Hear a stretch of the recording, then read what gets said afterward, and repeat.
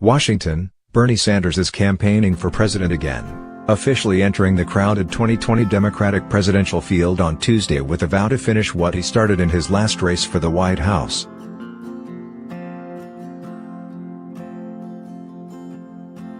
Together, you and I and our 2016 campaign began the political revolution.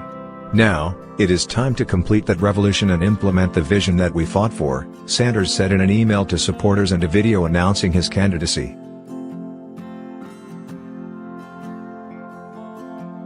The 77-year-old Vermont independent senator, who started his political career as a gadfly perennial candidate, remains a pacesetter of progressive politics in America, helping to craft a liberal agenda that includes everything from Medicare for all to a $15 minimum wage to free college tuition.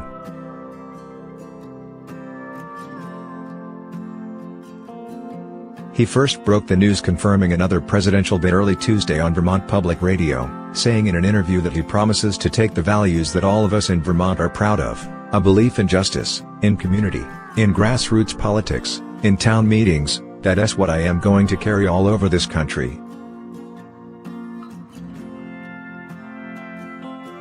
Early polls show him far ahead of the rest of the pack and trailing only former Vice President Joe Biden in the nascent 2020 field.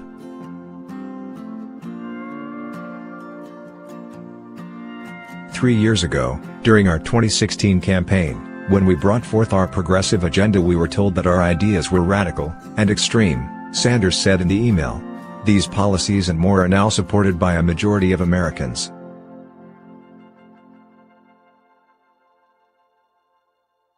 But with greater expectations comes less room for error, and given the size of the still growing 2020 field, potentially less room to grow."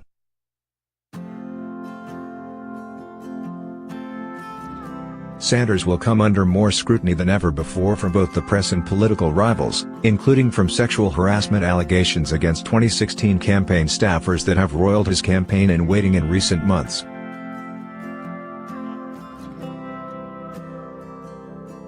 And instead of being the main alternative to a prohibitive frontrunner, as he was against Hillary Clinton, Sanders now faces stiff competition from a wide array of candidates for his core supporters of progressives and young people.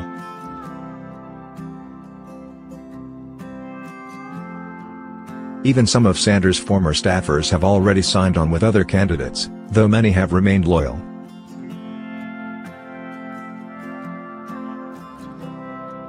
And some Democrats remain bitter about 2016, accusing Sanders and his followers of damaging Clinton in ways that contributed to her defeat against Donald Trump.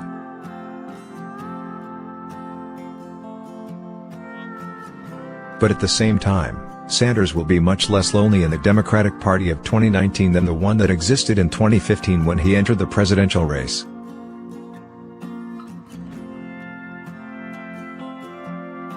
A small but vocal political ecosystem sympathetic to Sanders has sprung up since his first run, including political groups, left-leaning media organizations, such as The Intercept, and elected officials, including Representative Alexandria Ocasio-Cortez, DNY.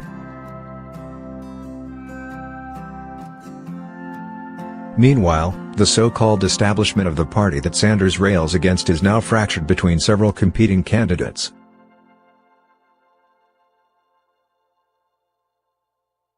Thanks in large part to pressure from him, the Democratic National Committee has greatly diminished the power of superdelegates in the nominating process, after they almost uniformly opposed Sanders in 2016.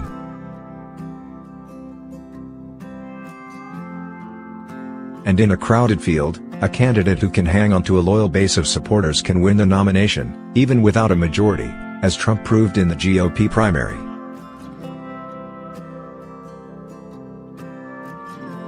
Sanders' 2020 will likely focus more on racial and gender inequality than did Sanders' 2016, as he suggested in his announcement email and on Vermont Public Radio.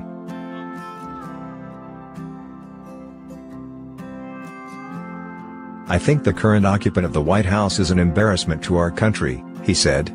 "I think he is a pathological liar. I also think he is a racist, a sexist, a homophobe, a xenophobe, somebody who is gaining cheap political points by trying to pick on minorities, often undocumented immigrants."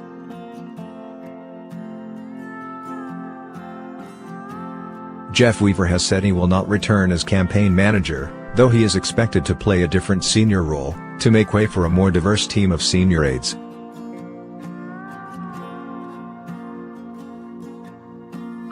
And Sanders is also expected to focus more on his personal history, something he chafed at doing last time around, highlighting his Brooklyn roots and activism in the civil rights movement as a student at the University of Chicago.